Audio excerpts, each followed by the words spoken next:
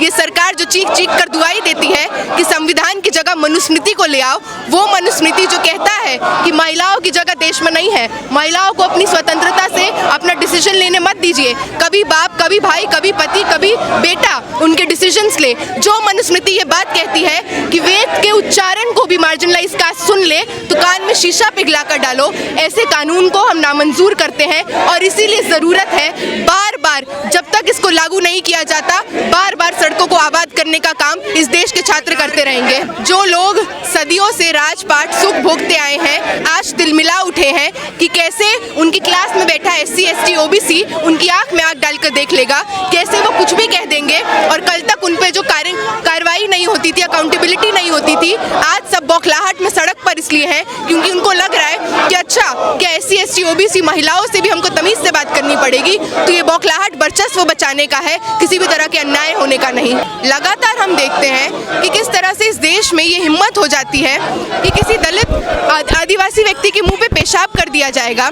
जिस यूनिवर्सिटी के प्रांगण में हम लोग खड़े हैं, 1.5 साल पहले शहीद भगत सिंह कॉलेज के प्रिंसिपल ने एक दलित छात्र को अपने कैबिन में बुलाया और उनके साथ जातिगत हिंसा की, मारपीट की, गाली गलौज किया।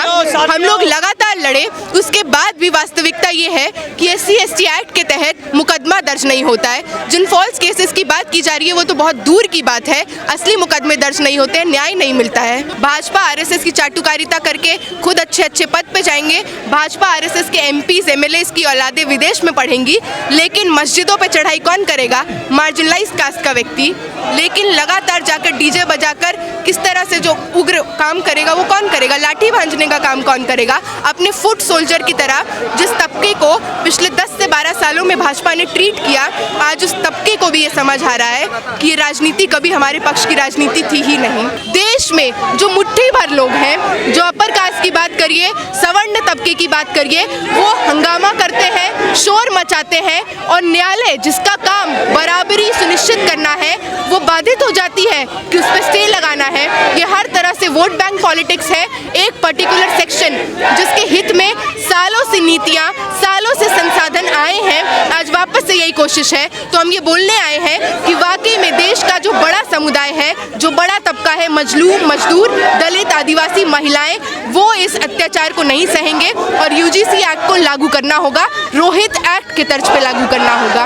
लेकिन सुप्रीम कोर्ट ने इस पर स्टे लगाया है, तो आप लोग किसके खिलाफ विरोध कर रहे हैं? सरकार के खिलाफ, सुप्रीम कोर्ट के खिलाफ? हम आपको बताएं, जिस तरह से जातिवाद निहित होता है संस्थानों में, जिस तरह से एवरीडे लेवल पे वायलेंस होता है, हम इस वाइस चांसलर के खिलाफ भी हैं, हम सरकार के खिलाफ भी हैं। ये जो यूनियन 20 साल से निकम्मा यूनियन जीत के आता है और बार बार वही संघ की दलाली करता है, हम इसके खिलाफ भी हैं। हम न्यायपालिका के खिलाफ भी हैं। वो न्यायपालिका शायद जो फैसला देते हुए ये भूल गई कि chief justice of India BR गवाई पे भी जूता फेंकने की हिम्मत हो जाती है क्योंकि वो दलित समाज से आते हैं। और जब आप ऐसे कानूनों को स्टे लगाते हैं तो आप कहते हैं कि आपने जातिवाद पे अपना आंख मूंद लिया है। तो हम वो आंख खोलने की कोशिश करने के लिए यहाँ पे आए हैं। कह रहे हैं लोग कि यूनिवर्सिटियों में जातिवाद नहीं होता है, ये सब गांव की और पुरानी बातें हैं। ये वही लोग कहते हैं जिनसे उनका जाति नहीं पूछा जाता। ये वही लोग कहते हैं जिनका सरनेम देखकर भर भर के वाइवा में, प्रेजेंटेशन में और इंटरनल में टीचर नंबर देता है, क्योंकि आज जो टीचर भी बैठा है वो एक ही जाति का है। लगातार पिछले कुछ सालों में हम देखते हैं कि 45 सेंट्रल यूनिवर्सिटीज में 1 SC, 1 ST और 7 OBC वाइस चांसलर्स। क्या ये आंकड़े ये गवाही नहीं देते हैं कि किस तरह से जातिवाद हर दिन निहित है और किस तरह से भेदभाव होता है? पायल ताड़वी, दर्शन सोलंकी, रोहित वेमुला जैसे नाम जिन्होंने अपनी जान गंवाई, जिनकी संस्थागत हत्या हुई, आज उनकी एक तरह से उनको इंसाफ दिलाने के लिए और इस तरह से और लोगों की जान ना जाए IITs में, IIMs में और तमाम ऐसे इंस्टीट्यूशंस में, इसलिए हम यहाँ पे आए हैं क्योंकि हम ये जिम्मेदारी समझते हैं। कहा जा रहा है हिंदुओं को बांटने की कोशिश की जा रही है इसके। हिंदुओं को तो बहुत सालों तक कहा गया कि बटोगे तो कटोगे। आज लेकिन जाति के नाम पर ये समझ गए लोग कि असली हिंदू कौन है।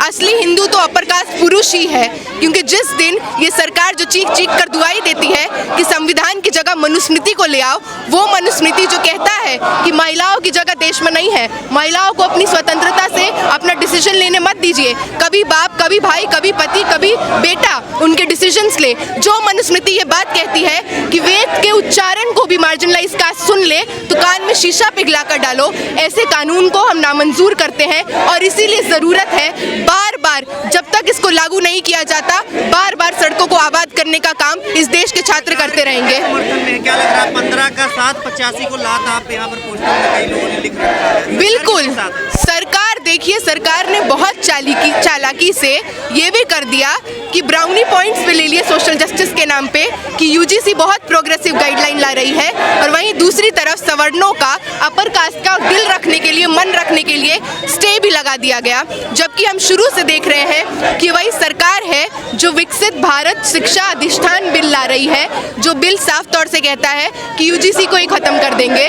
तो ये षड्यंत्र शुरू से हम देख पा रहे थे। ये बिल लाने की इच्छा ही नहीं थी, पर एक तबके को खुश करना था तो दोनों तबकों को खुश कर दिया गया। लेकिन गरीब, वंचित, शोषित ये षड्यंत्र समझते हैं, क्योंकि पिछले 12-15 साल से इस सरकार का दमन अलग अलग रूप में हम लोग झेल रहे हैं। संसद में मुद्दा क्यों नहीं उठ रहा? संसद भी चल रहा है, बजट सेशन चल रहा है। बिल्कुल चल रहा है, संसद में भी तो हर तरह की कोशिशों के बाद इनका मतलब लगातार जिस तरह से एक हेजीमनी और जिस आर्बिट्ररी तरीके से पार्लियामेंट को चलाया जाता है, हमें तो इसलिए भी लगता है कि विपक्ष इसलिए भी मौन है। लगातार कभी आप एमपीज को चुप करा देंगे, कभी ईडी भेज देंगे, कभी सीबीआई भेज देंगे, कभी उनको इस्तीफा दिलवा देंगे, तो लगातार हम लोग देखते हैं। ये तो सवर्णों को झूठा फंसाया जाएगा, ऐसा बिल्कुल नहीं है। जो लोग सदियों से राजपाट सुख भोगते आए हैं, आज तिलमिला उठे हैं कि कैसे उनकी क्लास में बैठा SC ST OBC उनकी आंख में आंख डालकर देख लेगा, कैसे वो कुछ भी कह देंगे, और कल तक उन पे जो कार्रवाई नहीं होती थी, अकाउंटेबिलिटी नहीं होती थी, आज सब बौखलाहट में सड़क पर इसलिए हैं क्योंकि उनको लग रहा है कि अच्छा, क्या SC ST OBC महिलाओं से भी हमको तमीज से बात करनी पड़ेगी। तो ये बौखलाहट वर्चस्व बचाने का है, किसी भी तरह के अन्याय होने का नहीं। कहा जा रहा है कि अब गधों को घोड़ा बनाने का काम किया जा रहा है। ये बात अपने आप में इतनी जातिवादी है। जब आप किसी भी तरह से मार्जिनलाइज तबके से आ रहे लोग जब अपने हक हकूक के लिए लड़ते हैं और उनको आप गधा कहते हैं, ये वाक्य अपने आप में बताता है ये गाइडलाइंस कितनी जरूरी है। प्रधानमंत्री की जाति बताई जा रही थी, प्रधानमंत्री का भी तो विरोध हो रहा था जब ये गाइडलाइन। बिल्कुल, प्रधानमंत्री जो एक तरह से हिंदू हृदय सम्राट और लगातार दुनिया में जाते हैं तो छाती ठोक के कहते हैं उस देश का रहने वाला हूँ जिस देश के DNA में डेमोक्रेसी है, उनको भी तेलिया बता दिया गया। तो ये जातिवाद है। ये तो देखिए, राजनीति तो सालों से होती आ रही है जाति के नाम पर वो राजनीति से फायदा कुछ चंद लोगों को हो रहा है, और वो चंद लोग एक पर्टिकुलर कास्ट के हैं। लगातार हम देखते हैं कि किस तरह से इस देश में ये हिम्मत हो जाती है कि किसी दलित आदिवासी व्यक्ति के मुंह पे पेशाब कर दिया जाएगा। जिस यूनिवर्सिटी के प्रांगण में हम लोग खड़े हैं, 1.5 साल पहले शहीद भगत सिंह कॉलेज के प्रिंसिपल ने एक दलित छात्र को अपने कैबिन में बुलाया और उनके साथ जातिगत हिंसा की, मारपीट की, गाली गलौज किया। हम लोग लगातार लड़े, उसके बाद भी वास्तविकता ये है कि SC ST एक्ट के तहत मुकदमा दर्ज नहीं होता है। जिन फॉल्स केसेस की बात की जा रही है वो तो बहुत दूर की बात है, असली मुकदमे दर्ज नहीं होते हैं, न्याय नहीं मिलता है। पर OBC को लेकर इसमें बवाल ज्यादा होगा ना कि OBC को क्यों ऐड कर लिया गया है? मतलब जो अलग अलग फॉर्म में सालों से शोषित रहा है, आप क्यों नहीं ऐड करेंगे? मतलब जिस तरह से इस पूरे आंदोलन में हम देख रहे हैं कि किस तरह से समाज में अभी भी आप OBC कम्युनिटीज़ हैं उसके बेसिस पे बिल्कुल भेदभाव होता है। मैंने अभी आंकड़ा बताया कि 45 में से जितने विश्वविद्यालय उनमें से वाइस चांसलर्स कौन है? 7 OBC, 1 SC, 1 ST। क्या ये आंकड़े चीख चीख के इसकी गवाही नहीं देते? 85% पदों पर जो टीचर की बहाली होती है उसमें एक बड़े तादाद पे अपर कास्ट लोग बहाल होते हैं। तो लगातार ये सारी चीज़ें हमारे सामने हैं। हमारे क्लासरूम में आज कौन यूनिवर्सिटी आ पा रहा है? आप क्लासरूम का मुआयना कर लीजिए, आपको पता चल जाएगा। आज दिल्ली यूनिवर्सिटी जैसी यूनिवर्सिटी में भी अल्पसंख्यक समुदाय के लोग नहीं आ पाते हैं। लेकिन इसमें विरोध करने वाले जो थे ज्यादातर बाबा, हिंदू राष्ट्र बनाने वाले, ये सब लोग आ गए थे, करणी सेना। बिल्कुल, तो मतलब अब इसका जो खोखलापन है इस राजनीति की, वो इस चीज़ से दिख गई कि हिंदू के नाम पर सालों से जो खासकर मार्जिनलाइज तबके को मोबिलाइज किया गया, क्योंकि ये जो लोग हैं ये सत्ता का सुख भोगेंगे, भाजपा आरएसएस की चाटुकारिता करके खुद अच्छे अच्छे पद पे जाएंगे, भाजपा आरएसएस के एमपीज एमएलएस की औलादे विदेश में पढ़ेंगी, लेकिन मस्जिदों पे चढ़ाई कौन करेगा? मार्जिनलाइज कास्ट का व्यक्ति। लेकिन लगातार जाकर डीजे बजाकर किस तरह से जो उग्र काम करेगा वो कौन करेगा? लाठी भांजने का काम कौन करेगा? अपने फुट सोल्जर की तरह जिस तबके को पिछले 10 से 12 सालों में भाजपा ने ट्रीट किया, आज उस तबके को भी ये समझ आ रहा है कि ये राजनीति कभी हमारे पक्ष की राजनीति थी ही नहीं। जो राजनीति हर तरह से सांप्रदायिक है, नफरत में भरी हुई है, विभाजन की राजनीति है। तो मुझे लगता है इस कानून के स्टे लगने से एक बड़े तबके की आंखें भी खुली हैं। लिया गया फैसला, आपको लग रहा है? बिल्कुल, मतलब वही सूर्यकांत जी जो प्रपोज कर रहे हैं इस रेगुलेशन को, वही इस पे स्टे लगा रहे हैं। और 3 दिन की नौटंकी, 3 दिन सड़क पे अपर कास्ट आके तांडव कर ली और उसमें आपको लग गया कि ये पब्लिक ओपिनियन है। वो तो आधी आबादी भी नहीं है। बढ़ेगा इससे? ऐसा तो होता नहीं है। आप इन रेगुलेशंस को बेहतर रूप से लागू करें तो जातिवाद कैसे बढ़ेगा? इन्हीं यूनिवर्सिटीज़ में SC ST cell, equal opportunity cell, internal complaints committee जैसे सेल मौजूद है। लेकिन प्रॉब्लम ये नहीं है, प्रॉब्लम है इंटेंशन का।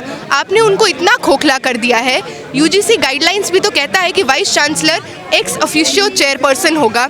वही वाइस चांसलर जो पिछले 10 सालों में भाजपा आरएसएस की दलाली करके पद पाए हैं। हर यूनिवर्सिटी का वाइस चांसलर आज भाजपा आरएसएस का चाटुकार है।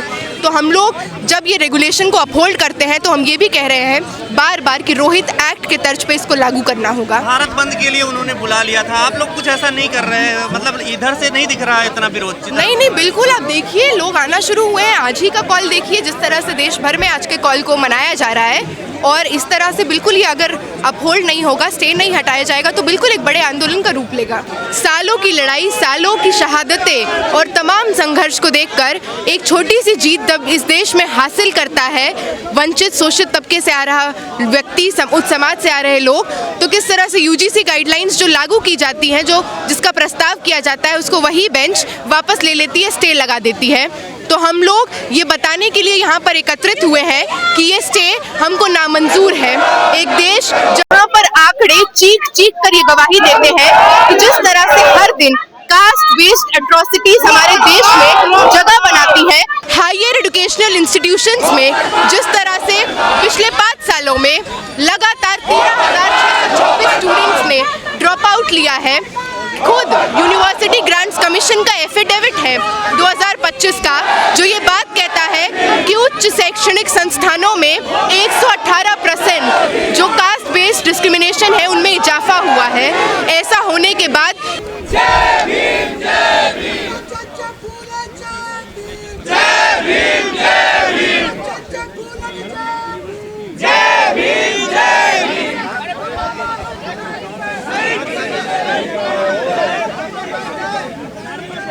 किसी से भी मांगते